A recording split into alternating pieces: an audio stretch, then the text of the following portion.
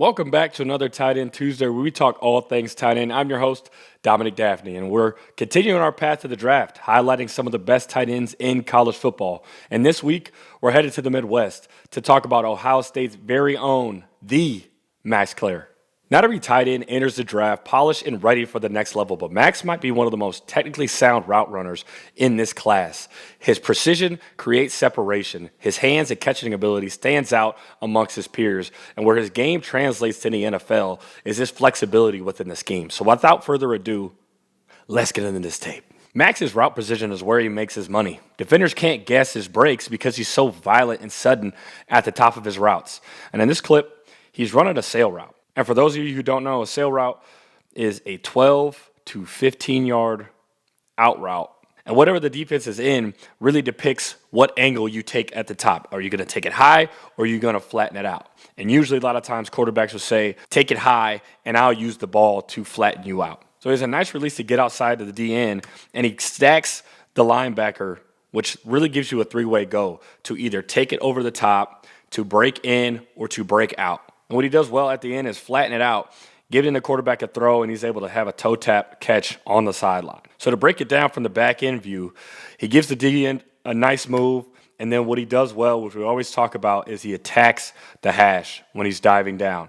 Dives down, gets the defender to turn his hips, and when you get a defender to turn his hips and run, it gives you as a receiver a better chance to, again, have that three-way go like I talked about earlier. So he stacks his defender, has a violent cut at the top of his route, and flattens it off, like I said, which not only gives his QB a better chance to make the throw, but it gives the defender less of a chance to be able to undercut, and like I said, has a nice sideline catch, able to toe tap on the sideline and pick up the first down. The one thing about Max is he has the catching ability of a true receiver, not just a big body tight end. And he's going to show it on this play. All he has is a chip sit, which means he's going to chip the end and then sit over the ball as a late option for the quarterback.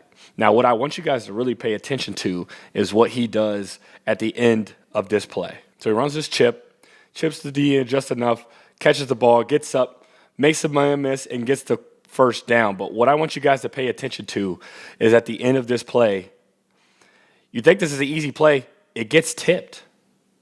The defensive lineman tips the ball in the air.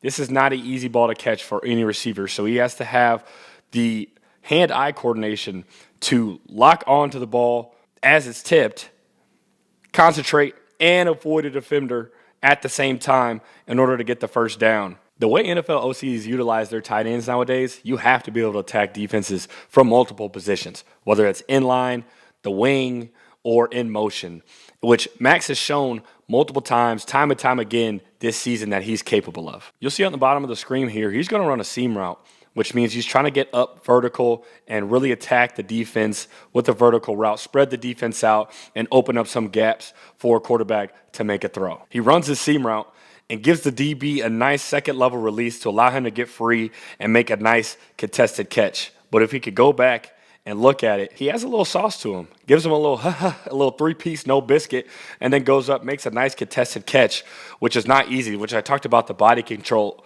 earlier. To be able to contort your body, catch a ball behind you while during contact is not easy when you're going full speed running in the opposite direction. But he's made catches like that all season, showing off his body control, the amazing catches that he can make, his catch radius, and the ability to make chain-moving plays for an NFL team. Max may not have the most jaw-dropping stat line in his class, but on film you see the details that make him a good player.